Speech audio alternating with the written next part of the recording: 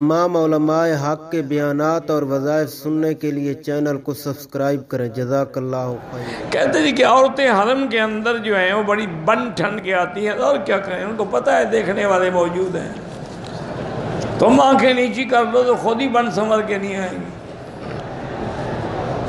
جب دیکھنے والے موجود ہوں تو اس نے تو میک اپ سنگار کرنا ہے۔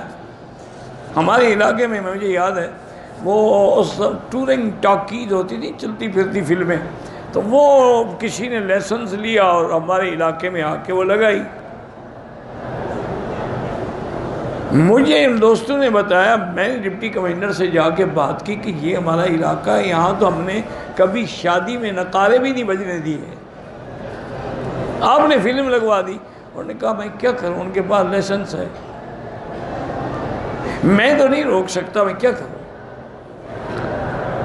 میں نے کہا اچھا جی ٹھیک۔ رات کو میں نے سارے مسجدوں والے تھے، امام اکٹھے کیے اور سب دوستوں کے، میں نے کہا بھی اعلان کرو کہ کوئی آدمی یہ فلم دیکھنے نہیں جائے گا،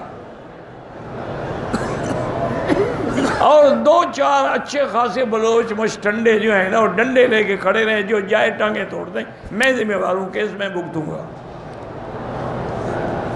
پھر بلوچ تو اس مسئلے میں بڑے بہادر ہوتے ہیں، مال کٹائی میں، اور دو آدمیوں کو پھینٹی لگی، پھر کوئی گیا ہی نہیں دوسرے دن، 2-3 دن وہ بیچارے ڈھول بجاتے رہے، اس کے بعد اکھاڑی فلم لے گئے کہ یہاں کوئی دیکھتا نہیں تو ہم کیوں بیٹھے رہے۔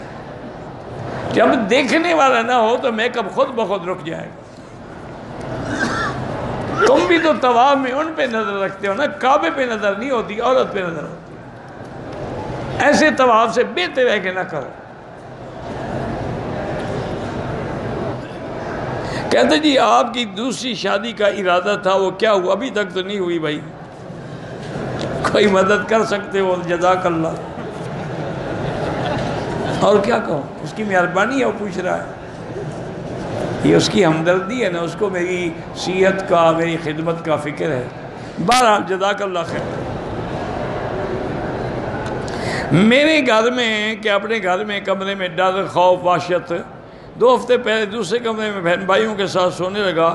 ایک دن ایسا ہوا کہ میرے سینے پہ بوجھ محسوس ہوا، کچھ چیزیں آئیں کہ تم اپنی بیوی کو طلاق دو ورنہ ہم تمہیں مار دیں گے۔ پھر میں نے اپنی بیوی کو 3 طلاقیں دے دی۔ انہوں نے کہا کہ ہمارا کام ہو گیا۔ جب اٹھا تو میری بہن میرے سینہ، ہاتھ پاؤں مر رہے۔ بہرحال حضرت انہیں طلاق لینی تھی، آپ نے دے دی، کام ہو گیا۔ وہ پہلے بھی کوئی جن شن نہیں تھے، یہی جن تھے جو آپ کے پیچھے لگے ہوئے۔ اب طلاق ہو گئی، ان کا کام ہو گیا، اب وہ آپ پر پھر دوبارہ آ کے حرکت نہیں کریں گے۔ طلاق ہو گئی، یہ بہانہ ہے کہ زبردستی لے لی۔ کیا تمہیں قتل کر دیتے؟ بندوق لے کے کھڑے ہوئے تھے، اکراہ کی بھی تو کوئی حد ہے نا۔